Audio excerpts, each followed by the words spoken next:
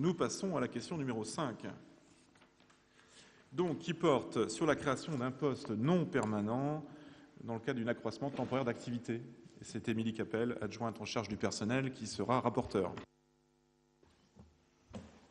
Donc, l'inscription du quartier de la Turfaudière-Mermoz en tant que quartier prioritaire au titre de la politique de la ville, donc comme on a vu tout de suite, est une vraie chance pour la collectivité et pour ce quartier en particulier. Donc, ce dossier nécessite une implication forte des services de la ville, que ce soit aujourd'hui pour la mise en œuvre du contrat de ville ou ultérieurement pour assurer un développement des initiatives et des projets sur le quartier. C'est la raison pour laquelle il est envisagé de créer un poste de chargé de mission politique de la ville.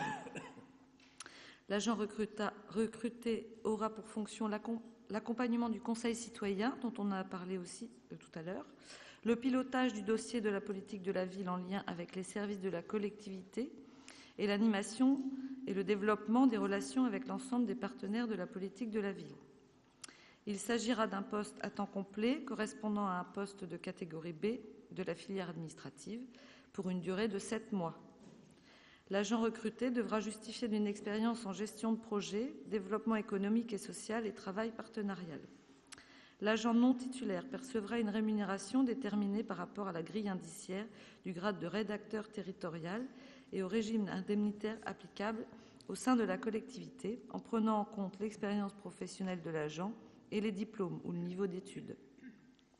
Après avis favorable de la Commission des finances, il est proposé au Conseil municipal la création d'un poste non permanent de chargé de mission politique de la ville à temps complet pour une durée de 7 mois à compter du 1er juin 2015.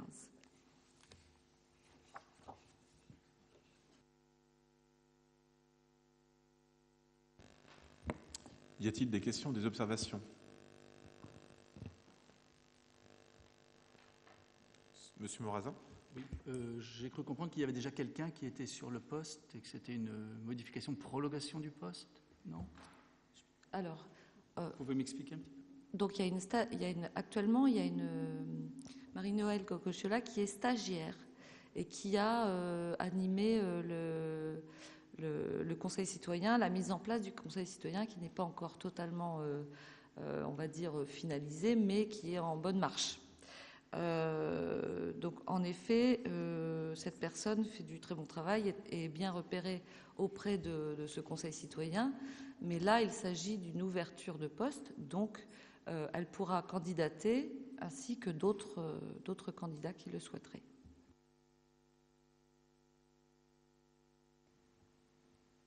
D'autres questions? C'est clair pour tout le monde. Donc je mets aux voix cette question numéro 5. Y a-t-il des personnes qui sont contre? D'autres qui s'abstiennent? Donc à l'unanimité, la question numéro 5 est adoptée.